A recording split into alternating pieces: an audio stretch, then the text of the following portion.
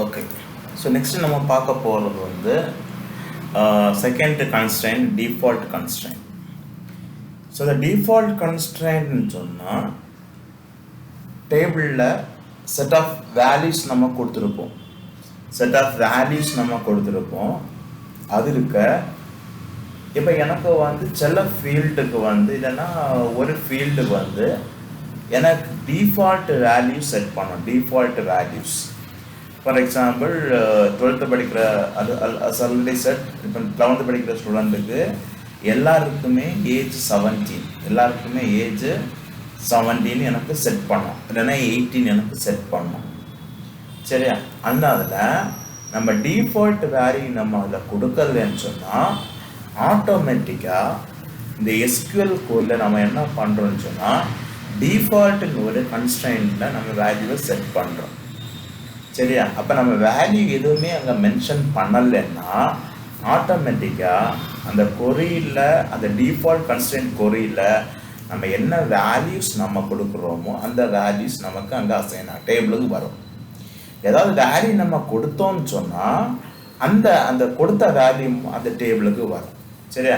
இப்போ நான் வந்து ஒரு எக்ஸாம்பிளாக நான் போடுறேன். ஒரு வேல்யூ நம்ம கொடுத்த டேபிள், அந்த டேபிளில் என்ன வேல்யூ வரும், வேல்யூ நம்ம அசைன் பண்ணலைன்னா என்ன வேல்யூ வரும்னு சொல்லி நம்ம அசைன் பண்ண போகிறோம். சரியா? ஸோ இந்த ப்ரோக்ராம் நீங்கள் பாருங்கள். So the name of the table is default cons. So இங்கே நான் என்ன பண்ணியிருக்கேன்னு சொன்னால் admin num name age.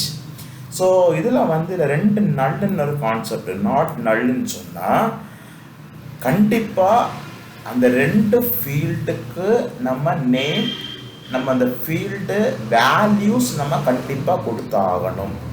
இதான் வந்து இந்த நாட் நல்னு சொல்கிறது. Not நல்ஸ் nothing but mandatory to give values for the table. புரியுதுல்ல? அதான் வந்து நாட் நல்னு சொல்லிடு. அப்போ இந்த அட்மிஷன் நம்பருக்கும் இந்த நேமுக்கும் நம்ம கண்டிப்பாக வேல்யூ நம்ம இன்சர்ட் பண்ணுறோம். கான்செப்ட் புரியுதா? இப்போ ஏஜுக்கு அது நம்ம நாட் நல் கொடுக்கல. சரியா? அதனால தான் நம்ம என்ன பண்ணுறோம், அது டிஃபால்ட்டாக நம்ம கொடுத்துருக்கோம். ஸோ இப்போ இந்த ப்ரோக்ராமை நம்ம இந்த டேபிளை எக்ஸிக்யூட் பண்ணுறோம். எக்ஸிக்யூட் பண்ணும்போது நமக்கு டேபிள் சக்ஸஸ்ன்னு வரும். இல்லைன்னா commands completed successfully. So once you create a table, your next step to insert the values. So what's the name of the table? Default cons. சரியா? So insert into default cons. ப்ராக்கெட்டுக்குள்ள admission number கண்டிப்பாக அது என்ன கொடுக்கணும், 100 ஒரு value நம்ம கொடுக்குறோம். Name வந்து என்ன கொடுக்குறோன்னு சொன்னால் ரெமேஷன் கொடுத்து, சரியா? ஸோ கொடுத்து வேல்யூஸ் நம்ம செட் பண்ணுறோம். 25 செட் பண்ணுறோம். வேல்யூஸ் நம்ம செட் பண்ணுறோம். சரியா? ஸோ இங்கே என்ன கொடுக்குறோம்னு சொன்னால் வேல்யூஸ் டிஃபால்ட் கான்ஸ் வேல்யூஸ். சரியா? இப்போ இல்லைன்னு சொன்னால் என்ன பண்ணுன்னா டிஃபால்ட் இது அன்னெக்ஸ்ட் சொல்லி default insert into default cons. நீங்கள் என்ன கொடுக்கலாம், இந்த ஃபீல்டு நேமும் கொடுக்கலாம். இப்போ என்ன இருக்கு, admin number comma name comma age. சரியா? கொடுத்து வேல்யூஸ் நம்ம கொடுத்து எக்ஸிக்யூட் பண்ணுறோம். சரி, இப்போ நம்ம இதை எக்ஸிக்யூட் பண்ணும்போது, சரியா? இப்போ நம்ம இதை எக்ஸிக்யூட் பண்ணும்போது நமக்கு வேல்யூ ஒரு ரோ அஃபெக்டட் வந்துச்சு. That means 1 row is created. So இந்த வேல்யூ நம்ம எப்படி பார்க்கலாம், using the select statement. Select, so star is nothing but all. So எல்லா டீட்டெயிலும் எனக்கு பார்க்கணும். So select star from default cons. So நீங்கள் என்ன பண்ணுறீங்க, இதை எப்படி செலக்ட் பண்ணி எக்ஸிக்யூட் கொடுக்குறீங்க. பார்த்தீங்கன்னா அந்த டேபிள் அங்கே வந்துடுச்சு. 1001 ரமேஷ் வேல்யூஸ் நம்ம கொடுத்தாச்சு. ஓகே.